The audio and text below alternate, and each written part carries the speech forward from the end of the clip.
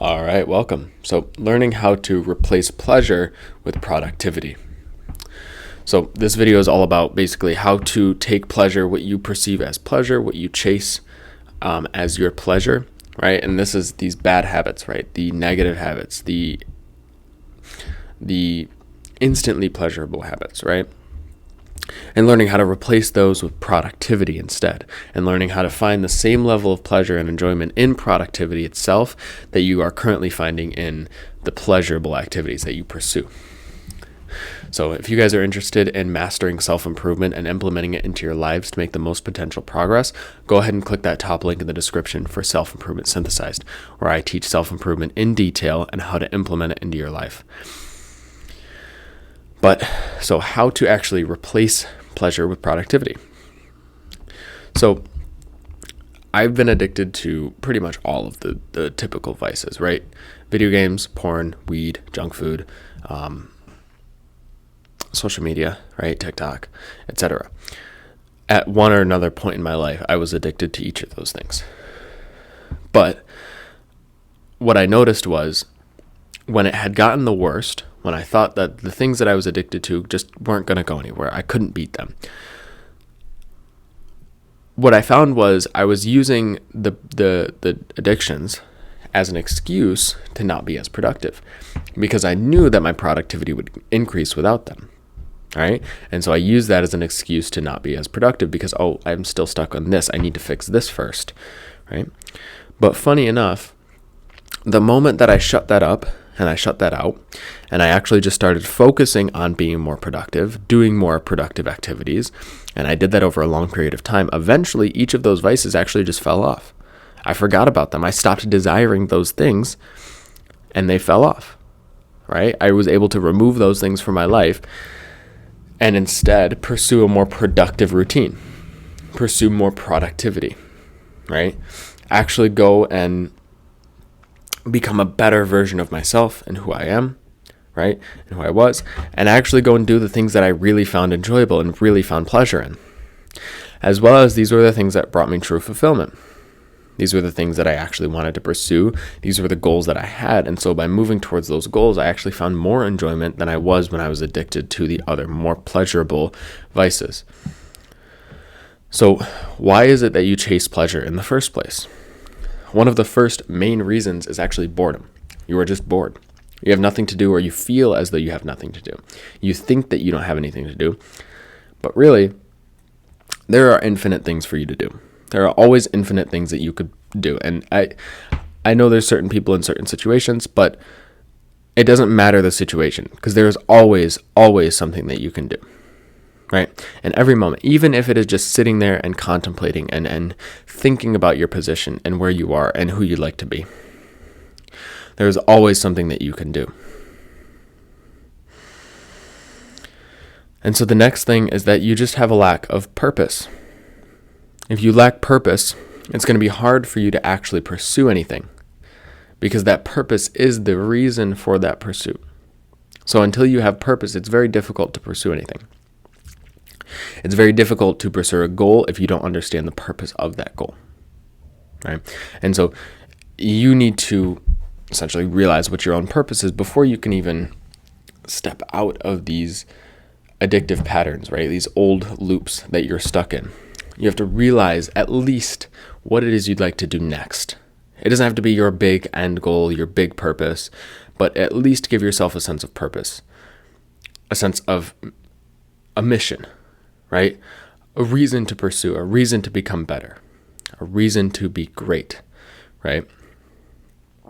Because this will actually help you to break free from these old vices, from these addictions. And the last thing that I have is that you are not quite satisfied with yourself. You by yourself are not happy.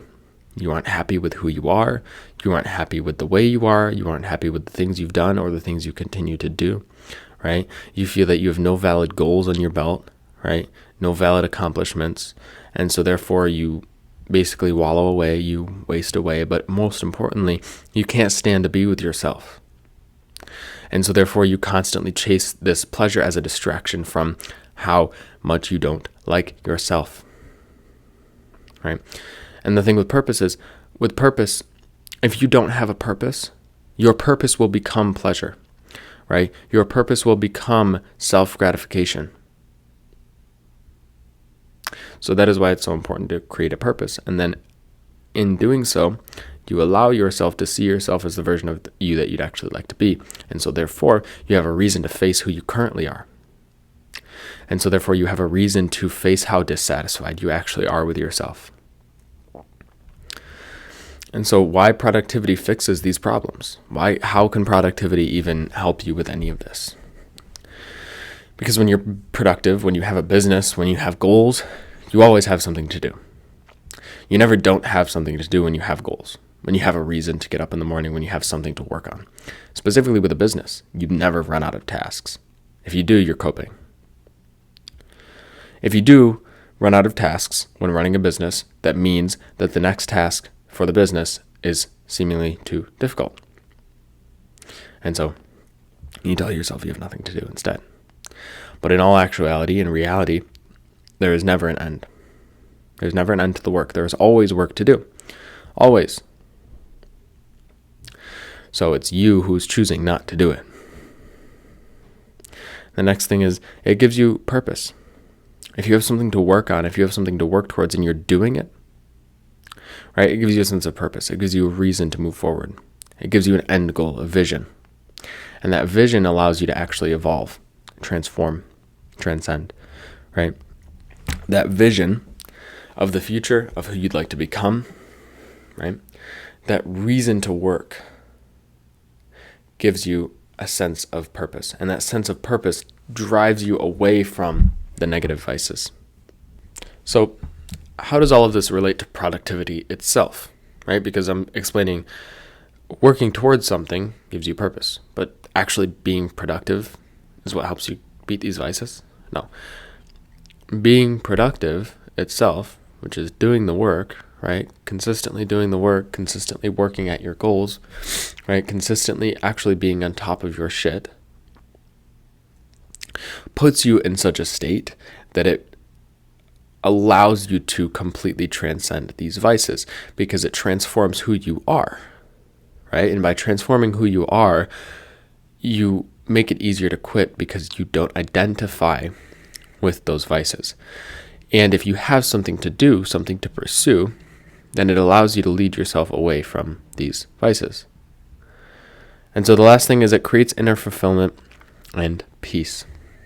When you get work done, just like I mentioned before with these videos, when you get work done, you have a sense of fulfillment and peace for an extended period of time.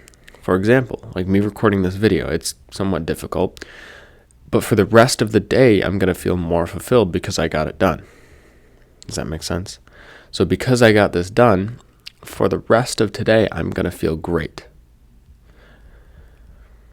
And so it creates this inner fulfillment. It creates this inner peace, right? You actually become satisfied with who you are. You start to love who you are.